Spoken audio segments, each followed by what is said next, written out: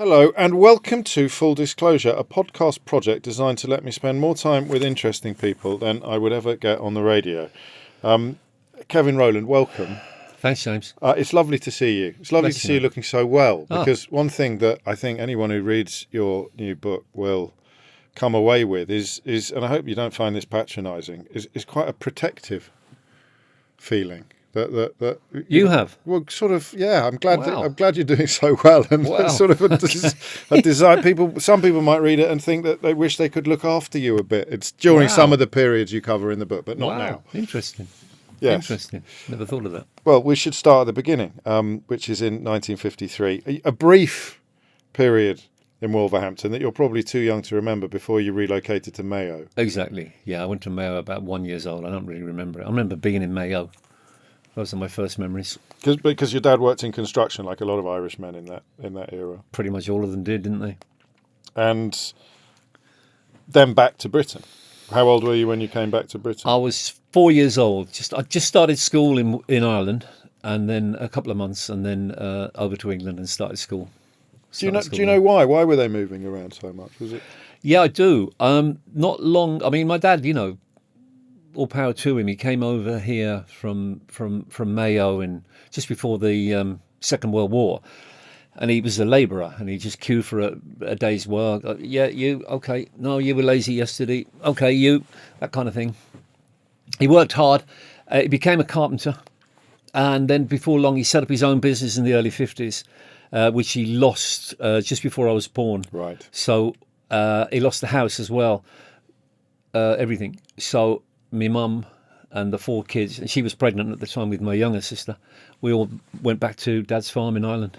Gosh. Yeah. To the bosom of the tiny farm as well. For safety. Yeah. I mean, literally. Yeah. But yeah. it was always a temporary thing. He was Temporary planning thing. to come back and do it all again. Exactly. He stayed in England, in Wolverhampton, working, staying with my mum's brother, working and sending money home to my mum, which she saved for another deposit. Gosh. And then we all came back. Yeah. So your mum had faith in him then? Oh God, yeah. Yeah, I guess so. I mean, to think that I'll give him another go. We were very strict Catholics, so there was never any, no matter what was going on, and there wasn't, and they were generally all right. There was arguments and stuff, Sure. but divorce or anything like that would never be even an option, And you mentioned being Catholics. You were an altar server. You went the whole 9 yards, didn't you? You did the whole Catholic church. I got right into the church thing. Yeah, I loved it. I was Catholic. I raised Catholic as Yeah. well. Again, in a sort of second, third generation Irish family. But when other people read that he thought about being a priest, he dreamed of training to be a priest, they sort of go, wow, that's a bit weird. But for kids raised in the Catholic, I think every boy went through a period of thinking that he possibly had a calling to be a priest. I think so. And we're given quite a lot of encouragement, really. So it's want to sign us up quick, more so now. If you're breathing, you're in. But they didn't let me in. Well, you didn't try very hard to get into it, did you? I tried pretty hard. I did the Latin lessons every Saturday morning, but I was pretty slow on it. And I went as far as meeting the bishop in Birmingham. We got the bus to Birmingham, me and my mum. We met the bishop. I sat the exam. But the trouble was, simultaneously, I'd been getting in quite a lot of trouble at school. And I'm sure they would have written to the head nun for a reference, who had already told my mum I was going to be going nowhere, Well, that was a recurring theme in your childhood, that you were going to go nowhere. Yeah. Yeah. And your dad joined in a bit sometimes. Very much. Why was that? I have no idea. What was it about you that made him and others think that you were destined for, well, either jail, actually, at some point? Yeah. I mean, it was very confusing because the first time he said it, I was 8 years old, and he said, You remember it? Yeah, I remember it well. We were sitting around, and I think it was my sister asked the question, "What do you think I'll be when I grow up, Dad?" "You'll be a teacher." "What do you think I'll be?" When my brother said, "What do you think I'll be, Dad?" "I think you'll be a businessman." "What about me, Dad?" And he just got serious. He went, "You'll be married with a kid when you're 17." And that's what he said. And I pretended to not know what he meant, but I did know what he meant, because my older brother had already told me about babies and stuff. I mean, many years later, when I first stopped taking drugs, and I was doing some therapy and trying to work everything out and trying to get well, I realised I needed to go and talk to my dad. And with the therapist, we worked out a strategy, and I went home and I said to my dad, "Dad, am I like you?" And he went, "Nah." I said, "Nothing like you." "Nah, nothing like me." I said, well, who am I like? He said, you're a McDonald. That's my mum's side. Gosh. So I don't know. And I said, what were they like? And this therapist was clever and he said, well, I wonder what your dad's relationship was like with them. So I said to my dad, how did you get on with them? And he said, yeah, all right, but they thought they were better than everyone else. And they thought I wasn't good enough for my mum. Wow. Yeah. So maybe that was it. I don't know. But he projected that onto you at 8, in a way. Maybe. Yeah, it's hard to know what was in his mind, you know. Cool. Well, he wouldn't know himself, would he? That's the thing No, about exactly, therapy, exactly. is that you There learn you all go. these things There you about go. people that you didn't even... There you go. I can hear the Wolverhampton coming out now. Occasionally. Yeah. Probably when I'm talking to another one. Kidderminster. Kiddie. It cost me a fortune for my parents for me to have this accent. How dare you? We hide it. We hide it well because you didn't stay in Wolverhampton, but you went to school there, and that's where you didn't find school easy at all, did you? No, I did initially. I wasn't bad. I wasn't bad. But to be honest, I don't want to blame my old man because, you know, I love him and I want to take responsibility for myself. But there was a hell of a lot of pressure being put on me, you know, and really all of my family. But myself and my one of my brothers, unlike the other three, we just weren't academic really. Right. But I wasn't too bad to begin with. But in the end, I just felt this is not for me. And it's like, it was all pressure. And I just lost interest in it really. And so it's classic immigrant experience, is that education was the way for you to climb society's ladder. Totally. Dad was totally obsessed with it. Like, passing the 11 plus was life or death. Right. I failed. Yeah. Yeah. And so these are early formative experiences. Yeah. That, I mean, you're very, very young to be already feeling like a failure, already feeling like you, because you spent your whole life. One of the things you take away from the book is you really wanted your dad's approval, but you very rarely did anything that was likely to win it. I mean, I did do things. I did try to get his approval. Yeah. You know, I did try some people pleasing and doing what he wants. And I went to the building school, which is what he wanted. And I went to work for him in his building firm. And after a year of, I left school at 15. That was the school leaving age then. And after working in shops and Don & Co. The hats. Yeah, no, I bought a raincoat from there. Wow. And other things, printing apprenticeship. I thought, oh, he's right. I'll go and went to a further education college. Eventually got a couple of O-levels after a lot of trying. But, but eventually I realised it's not for me, that. You know, it's just not for me. What was for you? I mean, how hairdressing, right, clothes. Creativity. Yeah. And where would you get to indulge that? Well, eventually I found a job hairdressing. I got on a government training course when I was like 20 or 21. And what did your dad make of that? He didn't say, because that time I'd moved. Right. They were in London by then, and I'd moved back to the Midlands. I'd gone to Birmingham, and he didn't say anything. So I think it was good that I was kind of away. And you were earning a wage. Tell me a bit about the years in London. So so it goes Wolverhampton, Mayo, Wolverhampton, London. Yeah, London at the age, just turned 11. And this was your dad's business, was it? Your dad's work was taking Yeah, they him. moved him. He was working for Lovett, big building company. And he was a site agent by then. So quite a big job. Quite a big job. Yes. They really appreciated him. They had a big job in London, and they said, we'll move the whole family. I'd have thought you'd be excited by the idea of moving to London. I was. Yeah. I loved it. The big city and great, I loved it. Excitement. I loved it. Did you make friends? I struggled. I had a really broad Wolverhampton accent. Yes. You know, a really broad Wolverhampton accent. And about the second or third day, we had a drama class. I'd never even heard of the word before in Wolverhampton. And it was a 64 general election was coming up, and we were all asked to make a speech about who we're supporting. And I said, I'm supporting Labour. And I gave a speech why. And the drama teacher I could tell she was quite charmed by my accent. Right. And then she said, now tell everybody your name and say where you're from. And I went, the only way I knew how, my name is Kevin Rowland and I come from Wolverhampton. And the class just descended into uproar. Really? And that became like a catchphrase. People would be coming up to me, my name is Kevin Rowland and I come from Wolverhampton.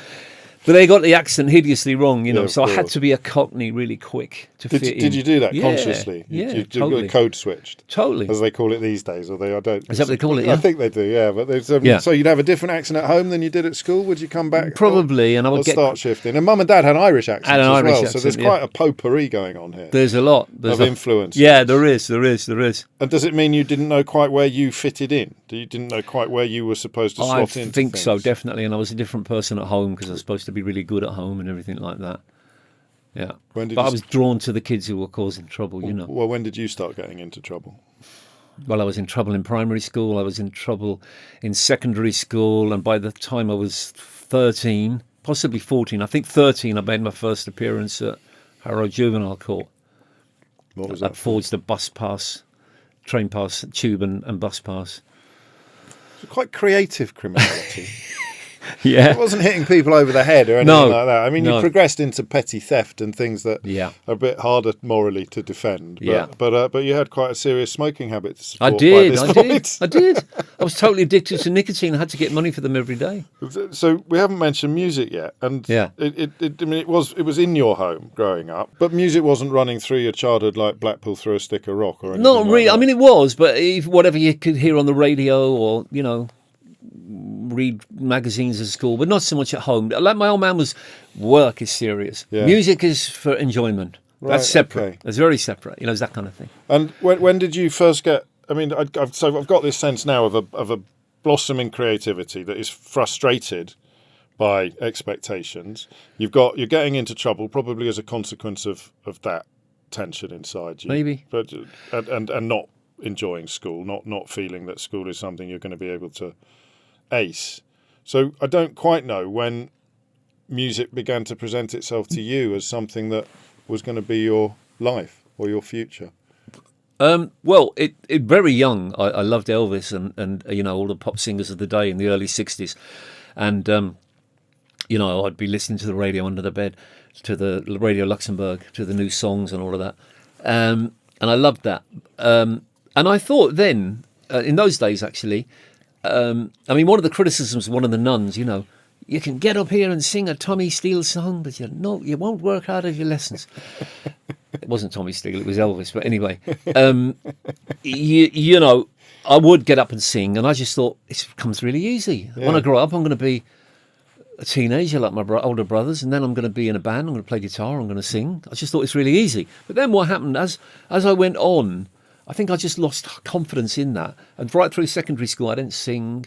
I thought it's off the agenda for me. I'm going to be doing building or something. But it was only later on, when I was about 20, 21, my older brother, Pat, I tried to learn a guitar. My mum had bought me a guitar, a 4-stringer, from my 10th or 11th birthday. I had a couple of guitar lessons, but by then it was just like maths, and I couldn't concentrate. I just couldn't play it, really. And eventually, when I was 20, my older brother, he was in a 3-piece social club band in Birmingham, working men's clubs, and the guitarist Steve was leaving, and he'd given him 6 months' notice. And my brother said, if you learn all the songs in 6 months, you're in. So that was enough incentive. Just about was good enough after that 6 months, yeah, to get on the stage with the band. And when did you start writing stuff? Almost immediately. Did you, as soon as you'd mastered the guitar, as Yeah. soon as you could? As soon as I could play a few chords, and I was going to my brother, can I stick this song in the set? And he was like, well, they don't really want to hear that. They want to hear Elvis and want the Beatles. classics. Yeah. They- But he let me put 1 or 2 in, which is kind of him, you know. You've described that particular brother as being more like a father figure to you, haven't you? Yeah. You said so he'd look after you, would he? Yeah. Yeah. And quite a nice introduction to performing then, really, when you've got someone with you can Definitely. trust, you can Definitely. trust completely. Yeah, definitely. Yeah, he was a mentor in that way. I just want to back up a little bit, because again, something that people of a certain age will struggle to fully understand, but the discipline at your Catholic schools was vicious. It was corporal. Yeah. So you'd get beaten a lot. Yeah. And your dad would sometimes take the belt to you at He home. would. This is what I meant when you sat down about coming away just feeling protective towards little Kevin. Right. Not you, Kevin. Yeah. Yeah. But little Kevin had a pretty tough time with it. Definitely. And, you know, the belting was one thing, but I think the hardest thing was having to be someone else at home. Yeah. To just fit in, having to deny my own interest. My dad said, you're interested in the wrong things. It's a direct quote, you know. So I had to make out like I'm interested in other things, you know. Yeah. I don't know whether he thought they were effeminate or what he thought. I don't know.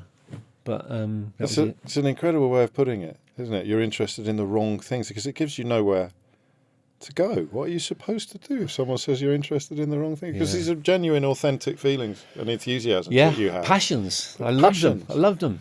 And I was drawing pictures of people in clothes, and I'd be trying to comb his hair. I'd sit behind him, and he's in his chair like you, and I'd sit behind him combing his hair. I think he tolerated it, you know.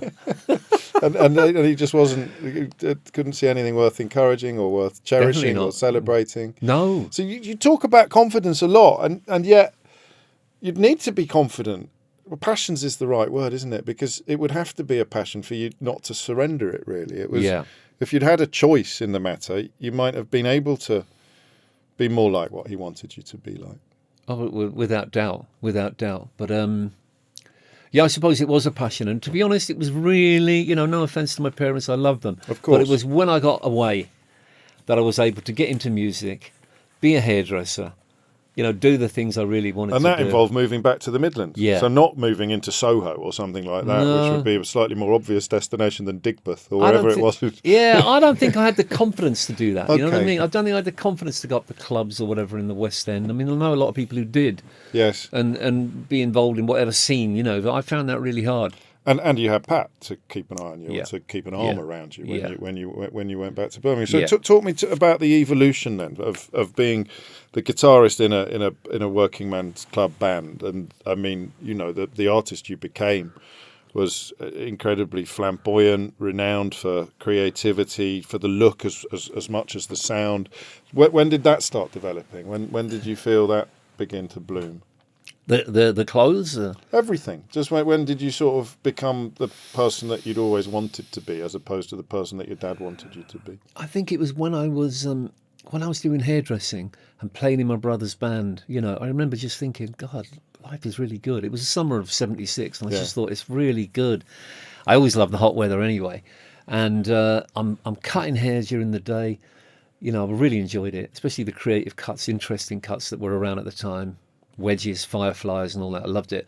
And then I'm playing in my brother's band in the evenings, and I was really passionate about it. To me, brother and the drummer, I think it was a few beers, a few quid at the weekend. But I was going, lads, what if we do this and what if we do that? You know. And were you good? I wasn't a great guitar player, but you know, I had some good ideas. And you knew they were good ideas. I felt they were good.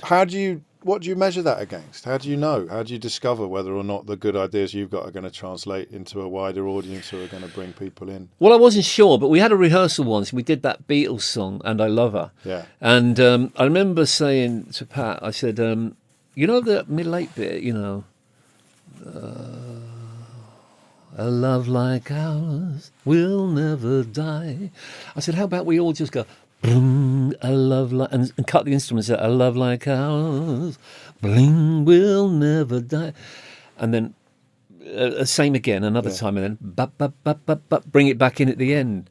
And Pat was, oh, that sounds great. And he said to me, he said, I spoke to Mum and I said, Kev's got more talent in his little finger than the rest of the family put together. That's what he said to me. So that's quite moving, you know. It is quite moving. Yeah. And he knew. And he knew that possibly you might be destined for greater things and he wasn't. Yeah, I'm not sure. You know, I said to him, I think I'd like to get in a band and do this seriously. He was like, oh, I don't, man. Did you sing with him? Or did he? I did. I started singing with him. I started doing backing vocals first of all. Right. And then... people must have noticed the voice. No, not really. I mean, the first time I started singing, we did it. It was a Cole Porter song called True Love. I give to you and you give to me true love. And we did it in the rehearsal, sounded great. And at Tamworth, where I was due to sing it, I got up and I sang it, and this screeching came out, and I thought, bloody hell, I'm not going to sing for a bit. So nerves, do you think? I think it was nerves, yeah. Wow. So I just left it for a bit, continued doing backing vocals, and then about 3 or 4 months, 6 months later, I did Me and Bobby McGee, and it was easier to sing, it sounded a bit better. And then I'd eventually do one or two more, you know. I started singing more, but it still wasn't, you know. So this is a happy period then. I mean, was. This is a nice sort of chapter when you're not kind of setting enormous goals for yourself. You're just enjoying what you're doing. I was on a stage, man. I was on a stage singing songs. And hairdressing was a bit like a stage for you as well. It really was. Yes. I mean, I was like there was a glass screen at the front of a mirror, a window at the front, and I was upstairs cutting hair and dressed in these cool clothes. It was good. So what changed? I mean, when did you decide, I want more? I saw a band called Deaf School just before punk happened. And they were about my age, and they were using references from the 20s, 30s, 40s, 50s and 60s. And had not punk happened when it did, I think they would have been absolutely massive. Oh, okay. Yeah, it's just one of them things. They just Isn't got it? brushed aside. Serendipity. Yes. Yeah. But they were way ahead, and all that kind of look and what they were doing kind of came back a lot in about 1981. They were just a few years ahead of their time. I saw them, and that gave me an idea. I'm going to form another band, you know. And while we were forming that band, punk came along. And by the time we were ready to start doing gigs, punk happened. So I kind of joined in with that, really. And set up another band. Yeah. And that, again, we're back to this curious contradictory relationship with confidence, because you need to be really confident to do some of the things that you've done. Yeah. And yet, even not your voice not working properly in Tamworth, the confidence didn't come naturally to you in other areas. No. I think I was driven more than confident, you know? Okay, yeah. I was really driven. And I you was wanted desperate something. What to were you prove. Yeah, to what? To who? To prove to anybody. Like I Right. remember sitting in bed one day when I was, you know, lying in bed. I talk about it in the book and saying, if I can just get on top of the pops, I'll have something nobody else I know has got. And I literally thought no one will be able to put me down. That's how I felt, you know. Which has got to bring you back to your dad, hasn't it? I suppose so. Laceratingly critical. It's almost an onomatopoeia, isn't it? It sounds like it's cutting. Yeah. You say laceratingly. Yeah. And also another thing you talk about is possibly undiagnosed dyslexia, and knowing on some level that you weren't thick, but being treated as if you were by the world. Well, that's how it was then. I mean, ADHD or any of that wasn't a thing. Yeah. You know, you were just, you know, get in the corner or whatever Yeah. it was. You know, that's how it was. They didn't have time, really. But you knew that you weren't. Well, I sometimes I often thought I was, you know, Did maybe you? I You am. believed but them? Yeah. Well, you keep hearing it, you're going to believe it. But there was a little spark in me, obviously, that believed I wasn't. You I'm know, going to prove Yeah. that I'm not. It comes up Yeah. a lot in these interviews. Around that age, people, particularly with undiagnosed conditions. The last one was Brian Connley, who you know has gone on to do all sorts of things. But when he did therapy, partly as a consequence of alcoholism, he discovered that he'd spent his whole life on a stage shouting, "See, I'm not stupid." Because Yeah. teachers had told him he was stupid. Parents had bought into his parents were very supportive, but it was almost like you're written off at an early age, and something inside you says, "This isn't quite fair. This isn't quite right." That's exactly it. I was driven to prove myself. That's what it was all about. I was so driven. Yeah. And that probably explains why, when things began to go right for you, were you frightened of it slipping away? Is that why you became so, well, some might say controlling. I think it's a word you use yourself sometimes. 100%. I became really controlling. Because you didn't want it to slip through your fingers, or? Yeah, I was terrified of it slipping through my fingers. I did doubt my own talent. You know, in the first band, Yeah. I was, the first Dexys, you know, I was, I said to the band, look, I had a mission, you know, and I said to the guys, look, we do this, we're packing our jobs, we rehearse all day, we're on the dole, you could live on it in those days. Yeah. And we rehearse 9 to 5, and we'll do well. Follow this, and we're going to do well. And they all went, okay. And we did it. And then when we started to do well, I was like, is this it? Is this all there is? And I thought, I've got nothing to show them now. I've got nothing. There's no carrot to say, if we do this, this is going to happen. And I felt I was losing control. Because initially I was leading. Yeah. I was leading. They were prepared to follow me. I wasn't that controlling to begin with, but I was leading. But when we started to get successful, I think I did panic, and I just became really controlling. And the more I tried to control them, the more they resisted. And the more they resisted, the more I tried to control them. It's a vicious circle, isn't Yeah, it? it was going nowhere, you know. And you can see it happening, and yet Yeah. you can't Well, I do can anything now. to stop it. You couldn't Yeah. see it at the time. People No. must have told you. What do you mean by controlling? I mean, enforcing. You didn't tell everyone what to wear, but you wanted full rehearsal. Everyone had to be sober. It was a proper professional operation. I pretty much did tell everyone what to wear. As and- well. Yeah, I tried to. And then they got fed up with that. And Well, I you can't blame them. You know, I wouldn't want anybody telling me. What do you think it was? I don't know. There's golf on at the weekend, and this fellow who keeps winning the golf, Yeah. Scheffler, he gave an interview, and it's upset all the other golfers. He keeps winning everything at the moment, and he said it's not very fulfilling. He said, I've won it now, and I get 2 minutes of feeling fantastic, Yeah. and oddly, you're reminding me of him a bit Wow. at the moment. That Wow. idea of I've got it, this thing Yeah. I always want. I mean, top of the pops, and then suddenly it's not changed the way that everything feels. Yeah. And I feel guilty even saying that, because as I'm saying it, I'm conscious that it's so many people's dream, and it was my dream, and I regret that I wasn't able to relax and enjoy it more.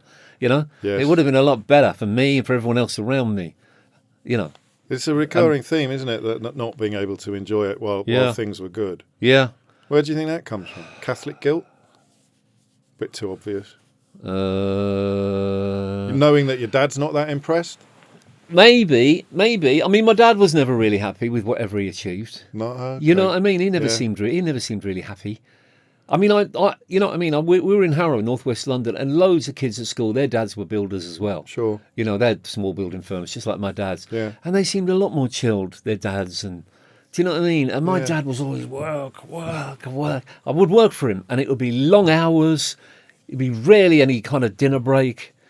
You know, it was, come on, lads, work. And you'd come home exhausted. And that's kind of how it was, you know, and I don't know. Was he frustrated? Was there something else he wanted to be? Was he a frustrated intellectual or a frustrated artist of some sort? He probably was. He said, I think one of my sisters asked him what would he like to be, and he said he'd like to have been a solicitor, a lawyer or something. Right, yeah. Yeah. So very conscious of where class and background and education had put him. I think so. I think he really was, yeah. Which makes it even harder for him to understand someone like you who wants to fly off in completely different directions. Yeah, yeah. He was obsessed with security as well, you know. Financial security. I think so. Yeah. I mean, even like about 10 or 15 years before he passed, he said to me, you might have been better off if you stayed with me in the building. I said, Dad, I had a #1 single in America. And he said, I know that, but there's no security in that game. Well, he had a point, didn't he? Well, a sort of a point. Well, who knows? If I'd been in the building, God knows what I'd have done. But you've also talked about thinking that that Dexys should have been bigger, that you should have been the most influential band of your generation. I mean, this is again why I sat down and used the word protective. You never stop beating yourself up, do you? I think you have now, a bit. In the book, do you mean? Well, generally in life, you know, I mean, even when you're in You the went Brummy then? I did go a bit. It's contagious, isn't it? Oh, yeah. But you feel missed opportunities, even as so. Then you said with great confidence, I had a #1 record in America. Yeah. And yet at the time, it was almost like it wasn't reaching the parts you expected it to reach. I think it didn't. That's crazy. It didn't, isn't it? It's not fair. It's not fair. I remember when it happened, when we got a #1 in America, everyone else was celebrating. We were on tour somewhere in Belgium or somewhere like that, and everyone was celebrating, and I didn't.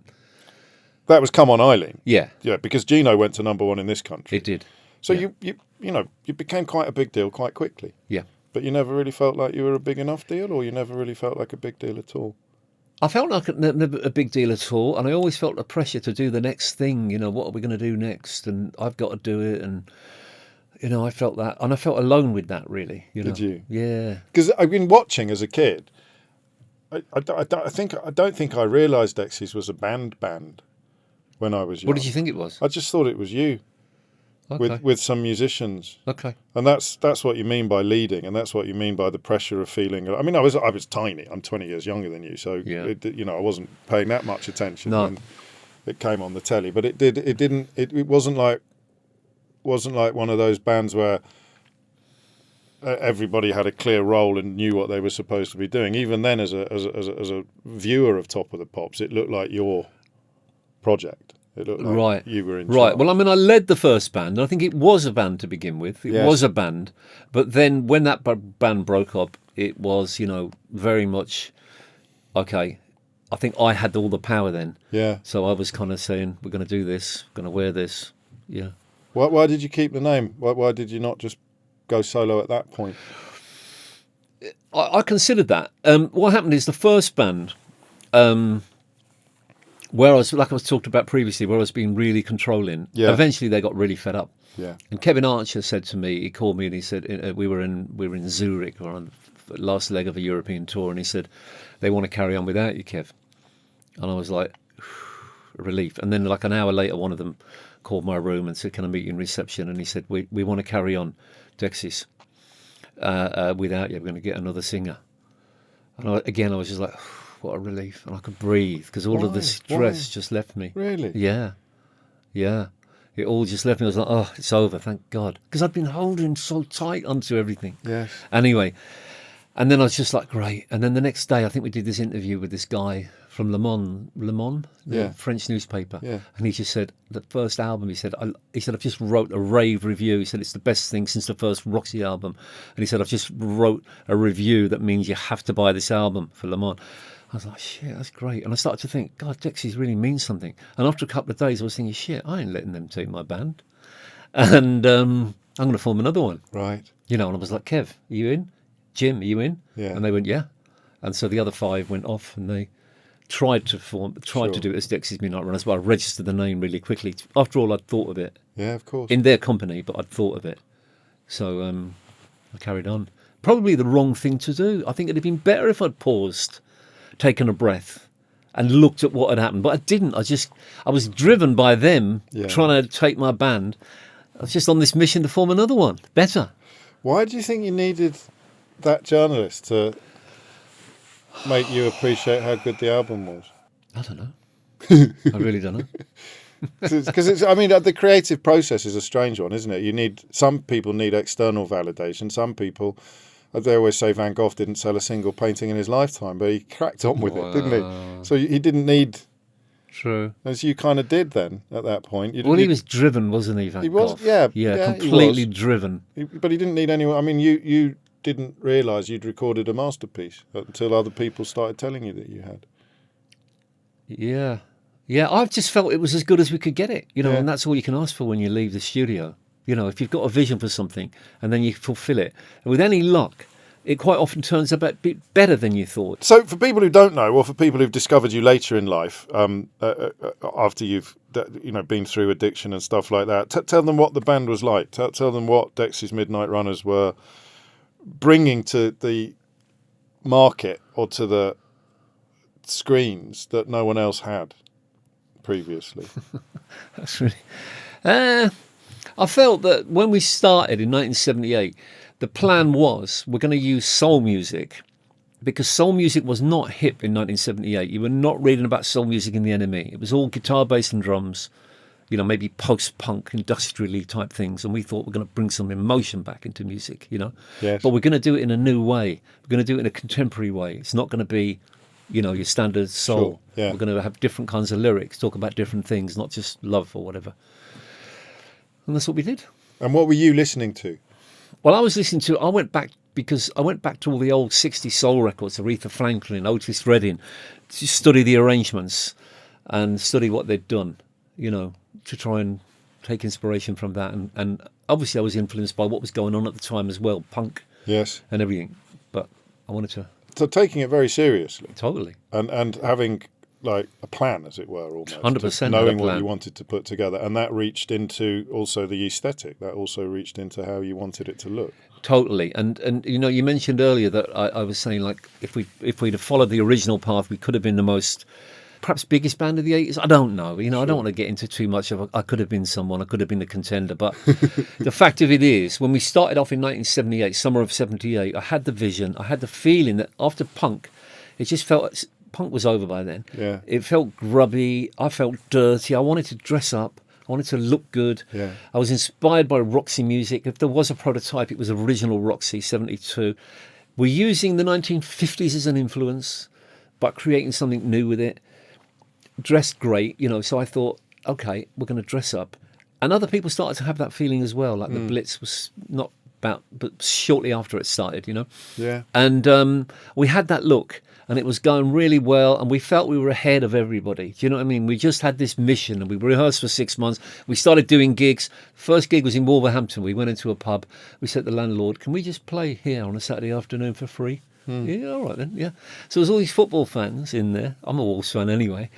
But we're dressed in all this basically new romantic clothes in early 79, like a year before that happened. And the audience, were trying to... have goes at us, and I didn't care because I just felt we're on this mission. You don't get us. Loads of other people will. We've got this thing under our belt now. We've got another gig. A few technical difficulties have been ironed out. Job done. Next gig. And that's how we rolled. And we were just building an audience in Birmingham. The Specials, who were further on than us, they hadn't released their first big single, Gangsters, but they were about to. They started coming to our gigs. Now, they were influenced by the 60s, the whole scar thing. Yeah. But they were wearing like 60s clothes as well. Now, we thought that was too far. Right. We were wearing... So two-tone. And we were wearing basically futuristic clothes. Right. But our music was influenced by the 60s. They started coming to our gigs, and we liked them, and we went to their gigs, you know, and they said, can you support us in Manchester? So we went along and supported them in Manchester. Similar thing happened as in Wolverhampton. The crowd, I don't know what they thought, whether we're effeminate or what, but they started on us. They started trying to pull my microphone and, you know, and all of that, and a fight ensued. Right. And we had to be locked in the dressing room for our own safety because they went and got all their mates. There was about 30 guys, apparently, the bouncers told us, patrolling the club, looking for us. So a few months later, the Specials released Gangsters. Yeah. It's a big hit. And they phoned us up and said, we're recording our album and we want to use your brass section. And I said, no way, because it's our sound. And if we give it to you, then we're going to look second best by the time we put something out. We hadn't got anything out by then. Hardly anybody knew us except in Birmingham.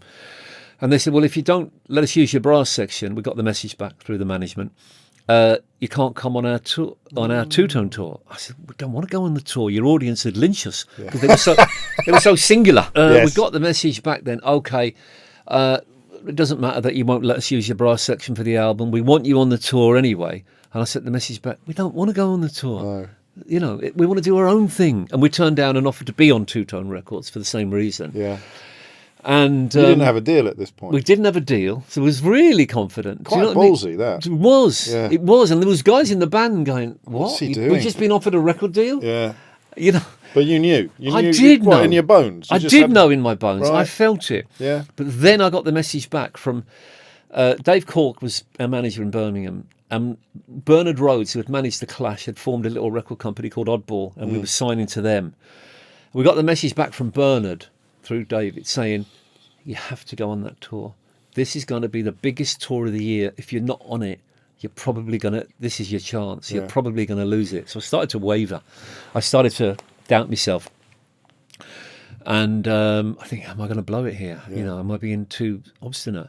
So I called a band meeting, but I'd already made up my mind, really. And there was only one guy in the band, you know, to change the look, basically, to go on the tour. There was only one guy in the band, Jeff Blythe, who just said, well, that's a real shame because the whole thing was a vision.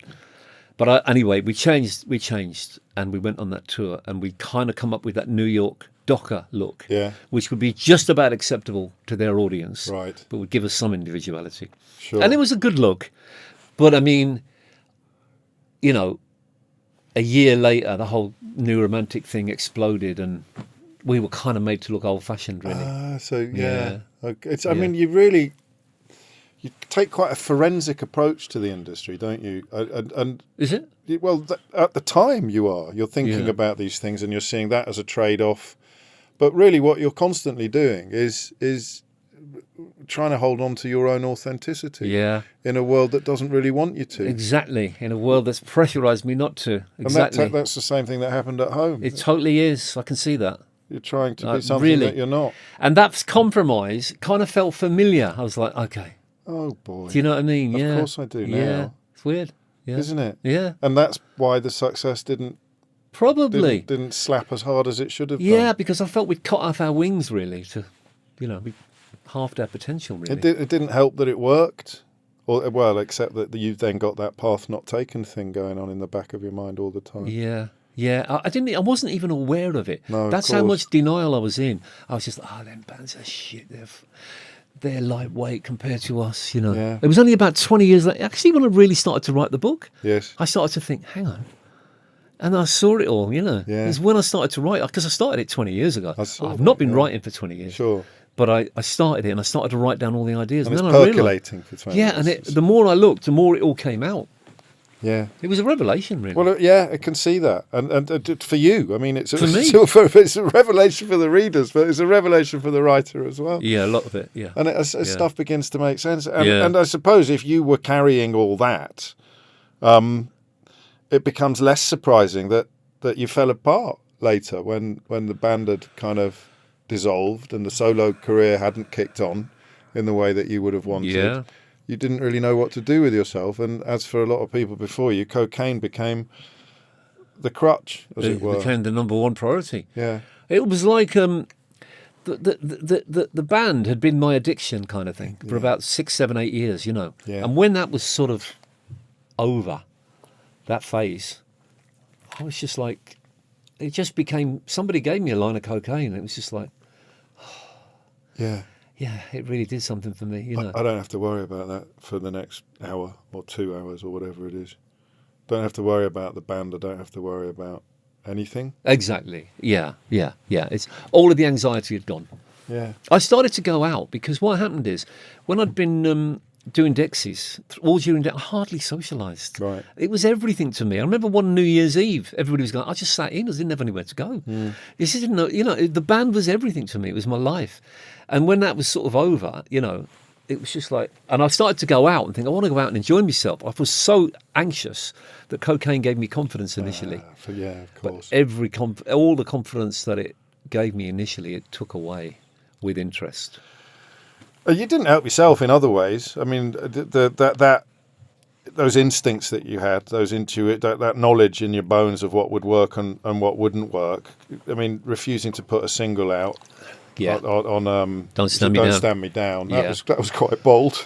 Yeah, I mean, initially it was like the idea was there's a song on the album called This Is What She's Like, which the original demo was 7 minutes long. If you took the 1 minute conversation off at the front, it would have been... That's spoken word in the middle of, or at the top of the track. Yeah. If you took the spoken word thing off at the front, it would have been 6 minutes. And the original idea was a 6 minute single, you know, a real piece of work that goes through different moods. And I just thought it's going to blow people away. I still think it's a great song. Yeah. You know? And a Bohemian Rhapsody had done that in the 70s, Yes, you know. of course. And that's what I was thinking. And then I said it to the manager, I said, this is going to be a great single. We'll put out this 12-inch single or 6 minute single. Yeah. And he said, oh, not release a single at all. I was like, oh, I thought that would be good. Yeah. Because I was feeling the pressure of doing, you know, going to America and doing interviews all day long and being Mr. Pop. And that's what we turned into after Eileen. And it was just relentless. And I just thought, the bands in the 70s like Led Zeppelin and Pink Floyd, they just did albums. And, you know, they were credible. And that's what I wanted, really. You know, I wanted away from the pop thing, you know. Yeah. So had Eileen become a millstone then by this point? I guess, you know, I hate to say that because I'm grateful for it now, but I felt that at the time. It got bigger than the band. But it was so big. It was so big. I mean, it's one of those once a decade songs in a way, isn't it, really, that just defines... It goes beyond the band. It becomes it's bigger than us. It's something else now, isn't it? Yeah. It's out there, isn't it? When did that start happening? When did you feel that ceasing to be yours, running out of your control, as it were? I think when around 83, 84, a year or two later, when I'd only be asked about that by people in the street, you know what I mean? Yeah. It was only that one. I was like, oh. That must have been tough for you. It was, because I knew there were other ones, you know. And because your creativity was arguably at its peak and everyone's looking in the rearview mirror. Yeah. Tricky. Yeah. All of which makes more sense of why by 1988 you're in a right old mess, aren't you? Yeah. You describe yourself as a maniac. It's not quite homeless, but landlords turned off your... Well, electricity company turned off the electric and, yeah. I got a mate who wired it up past the meter, so I had electric. But, yeah, I wasn't opening bills and all that kind of thing. But, I mean, how much of that do you remember? Fair bit. You do? Fair bit, because I'm in recovery now for a long time, since August 28th, 1993. A big part of that is looking at your past, and I've had mentors, you know, sponsors who've taken me through the program, and I now do that with other people, and I share my experience, and every time you do, you remember more, you know. Of course. Yeah. And would you have been able to, I mean, I don't think that's the right question, would you have been able to write the book if it wasn't for recovery, but... Oh, I don't think I would. No, I don't think. I think that's rhetorical almost. But did you always have your childhood so close to the surface? No. Before you got addicted, would you feel connected to the younger you in the way that you do in the book? Or not at all. That's interesting. No, completely. So you have to start unraveling it all. Started unraveling it to all. get better. Yeah. I had no awareness of it. It was all denial. Total denial. What prompted that August the 28th moment? What was the... Well, just to say on that, the reason it was denial, I think it was too much to face, because I just thought, you know, my dad was down on me. He was telling me I was different to the others. Maybe there's something wrong with me. So I just brushed that to the... Do you know what I mean? I just brushed that to the side. I wasn't... It's a lot to face that, you know. course it is. Yeah, so it was only much, much later I started to look at that. And when you start looking at that, things actually start making sense, and you can start the business of getting better. Yeah. Yeah. Yeah. What was the pivot point? I mean, I don't want to be cliche, but Oh, they always about say when you've I got to be stopped. rock bottom, haven't Sorry. you? Or- I mean, I'd had so many rock bottoms. I mean, I'd lost my home. Yeah. Do you know what I mean? Yeah. I'd been bankrupted by the government. I had to read about that in the, it's no big deal, but lots of people have to go through that. But, all of that. And all happened in the space of a few months. So many things. But I was just in total denial. I was in the grip of something more powerful than me. My girlfriend leaving me. And that didn't stop me. And then one day, it wasn't even the worst day. I'd already been to the recovery meetings. I'd been told about them by a friend who'd been just like me, and I just thought, I don't know if I want that. And one day, I just carried on doing it, and I was about to phone the dealer. It's just another day. It wasn't the worst day by any means. It was just another day. And I just, I can't do this anymore. I just can't live like this anymore. And I just thought, I'm going back to the meetings tomorrow, and this time I'm going to do what they tell me. I'm just going to listen and learn.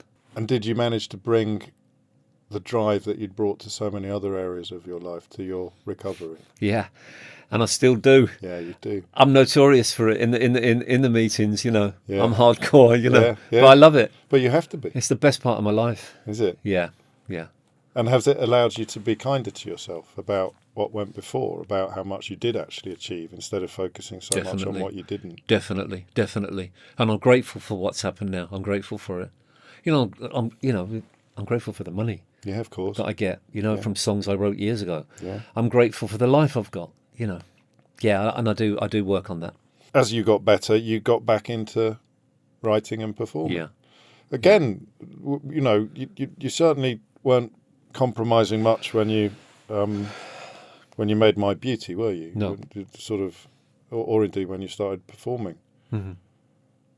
Was there never a little bit of you that thought, I might try and be other people's idea of what a star should look like rather than my own idea? Or had you tried that before and decided it wasn't for you? I think with the clothes compromise, Yeah. Similarly With Dexys Mark with II. Dexys Mark 1. Yeah. Oh, yeah. Into Sorry. Mark. Yeah. With that, and also like the first record label, our first single, Dance Dance, which was a good single, they'd messed the mix up, and they'd mixed it without us knowing, and you know what I mean. So that felt like God, you got to be careful, because when I grew up, I was thinking if I get in a band when I'm older, I'll have a song maybe that's half decent, and then some producer will come along and make it great. And what I've discovered is that actually a lot of them just mess it up. If you're not really careful, there's some good ones, but they're very hard to find. Anyway, so I always had this thing about compromising. Sorry, I forgot where we were going. Well, with I'm that. thinking about the dress and going on stage in a dress and thinking that the more you know about what had gone before, the easier it is to understand why you weren't going to take it off, because that would feel like another compromise. Even though it invited quite a lot of negativity at the time. It did. And that surprised me. I don't know why. Perhaps it shouldn't have done, but it did. But I think what it is once I got clean from drugs especially, any kind of intuitive idea, which the dress was, the way I was, bringing some more femininity into what I was wearing, just felt so right and natural, intuitively. You're back to trusting your instincts. I guess, exactly. Yeah. And so I did it. I think I probably could have... I did think about toning it down. Not so much toning it down, but I mean, I made the decision in the photo shoot to drop the kind of chest and pull the kind of skirt up, which wasn't my original plan, but a part of me thought, fuck them. I'm just going to... This will get the cat among the pigeons. Yeah. So... that was that. But and then you come back around again with the film. You do Nowhere Is Home, and you do Let the Record Show, which brings you back to success. That must have been nice. It was great. Did you enjoy it more that time round? More that time. Yeah. A lot of anxiety around the performing. Massive anxiety around the performing. Yeah. And I still do. Even as far as Glastonbury last year, I was nervous. But these days, when I get out on the stage, I'm just a whole lot better. Once I start hearing that it's sounding all right, and I get that feedback from the audience. I'm a lot better once it starts. But I'm working on that. It's a lot better than it was, you know. I love that. Still a work in progress. Oh, totally. Never sitting on your laurels. Never kind of, I mean, cashing the checks, of course, but trying to write new material as well. Well, I have to. I mean, I couldn't do the whole thing of just remember us. Remember us. You know. Yeah. I couldn't do that. It always has to be about the new stuff. And like the last album, The Feminine Divine. The first half of the show, they're all theatre shows. The first half of the show was the whole new album, and not just played but acted out, because had a narrative to it. And then the second half of the show was the old stuff.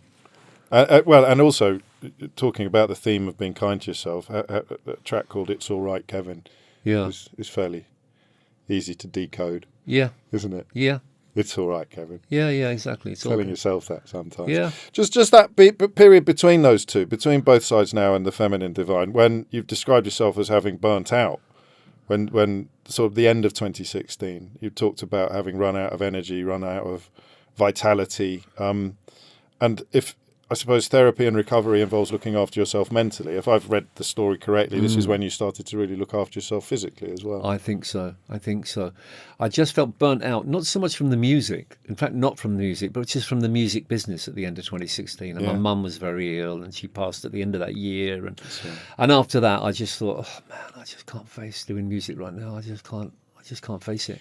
Because you never phone it in, and because you never just go through the back catalogue. If you did, and there's some very lovely people who can turn up and do their greatest hits and barely break a sweat, but I don't think you were ever going to be one of them, were you? No, I guess that's true. Yeah, and actually, I realised this in the last few years. I can't actually repeat myself. You know, the idea of doing it just won't work. So I just thought I need to get away.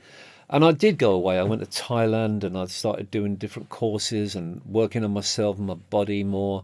And eventually, the time came, and I just thought, I think I'd like to write something now. Did you always know it would? No, I didn't. You thought it might be over for good? I thought it might be over. I just thought, I mean... And I can live with that, you thought? Oh, totally, I live with that. I just wanted to be away from it. Yeah. Like, I went on this course in Thailand, and it was really good. And I said to the instructor... I think one of the guys had told him I was a musician, because I wouldn't really tell people. And I said to him, I love this course. It's really great. It's really helping me. He went, yeah. He said, this will help you with your music. I was like, no, I don't want to be doing music. You know. And then eventually it felt right. What's that moment like when you feel something bubbling back up to the surface in the back of that you thought might have gone forever? It's good, because it's like enthusiasm comes back. It's like a vitality inside of me comes up, you know. Yeah. I got something to say. Yeah, of course. Yeah, and then when I wrote Feminine Divine, I sat down, I just wrote that song, it just came out. All the lyrics, fully formed, you know. It's a very vulnerable album, but I guess it had to be. Feminine Divine? Yeah. Yeah. And you're still very interested in masculinity and femininity and all of those sort of... It's almost like we'll never know exactly who we are, but you're never going to stop personally trying to find out exactly who you are. I suppose so. I mean, I go through periods, you know. I don't want to become self-obsessed and over-analytical. But it's curiosity. It's not self-obsession. No. How can you not be curious about what's made you who you are? And I go through different phases. Sometimes I want to feel a bit masculine, and other times more feminine, you know. And society hasn't, and certainly not an Irish upbringing, would not have encouraged that kind of worldview or that attitude. And so we're back again to having to pretend to be something that you weren't. Yeah, I can remember there was a time when my sisters were sort of dressing up, and I went upstairs and got a dress and put it on. Yeah. And I came down, not to my dad, because he'd explode, but my mum even was just like, you know, yes, not a good look. No, be careful, be careful. Gosh. Yeah, there you go. So, I mean, you're in your 70s now, in your early 70s. You don't look it. Thank you. What's that down to, apart from giving up cocaine? What else is that down to? The physical stuff, looking after yourself? Yeah, looking after myself. Reasonably healthy diet, Yes. exercising, you know, more qigong than the gym. Yeah. A bit of gym, but mainly qigong. I'm lazy, you know, I have to push myself to do it. Well, you're not. I mean, one thing you're not is lazy. Well, there's different... I've gone through periods of just inactivity. And physical exertion can be daunting, but creativity isn't a question of being lazy. If it's there, you've got to do it. And if it's not, you won't. Yeah. So we haven't heard anything about ambition today except two things. The first, that you wanted to be on Top of the Pops one day, and linked to that, the idea that would mean that everything was okay now. If I can get on top of the pops, that'll show everyone. And then it didn't work. No. Have you had ambition since? I mean, have you got any boxes that you wanted to tick or haven't ticked? I mean, yeah. I mean, I'm I'm ambitious. I've always been, and every time we do a new record, I have to try and curb it. Yeah. Because you just don't know what's going to happen when you put it out there. Of course. You know what I mean? Because when I write something that I think is good, I think, God, everyone's going to think this is amazing. But they don't. They might not get Bastards. to hear it. A lot of them don't even get to hear it. Of course. That's the problem. Yeah, there's so few outlets now. Of course. Yeah, it is frustrating. It is frustrating. It's an ageist business, and it's not even even younger artists. It's difficult for them now. Very much so. Yeah, it's changed a lot. They've ruined it.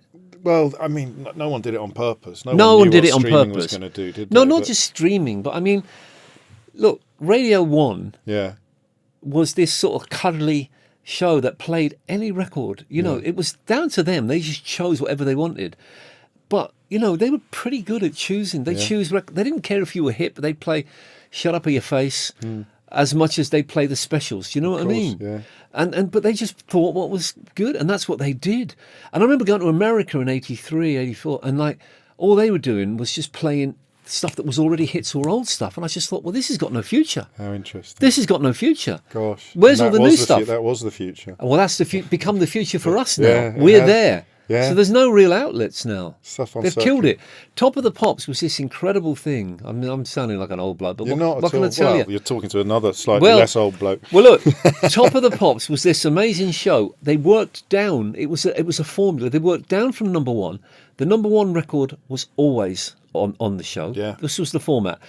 And then they worked down every record that was going up the chart. If you were static or going down, you weren't on the show. Sure. But if your record was going up, working down from number one, you were on. And it sometimes went down to number 45 or whatever.